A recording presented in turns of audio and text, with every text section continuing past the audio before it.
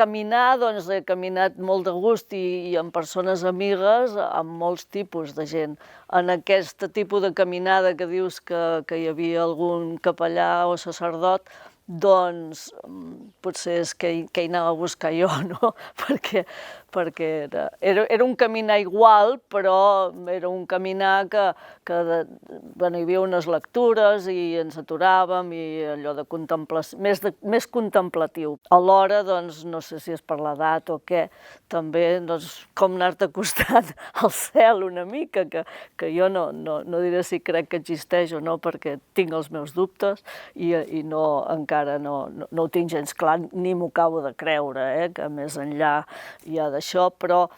sí que en moments així o en aquestes sortides dius, a veure, potser arribaré a tenir una mica més de fe.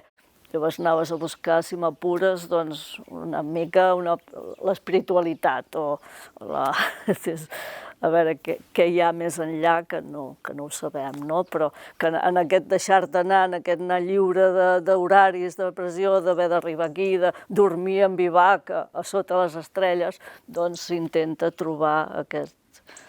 aquesta espiritualitat o arribar més a entendre l'infinit, que no el puc explicar, tampoc és una cosa d'emocions, no és una cosa d'emotivitat.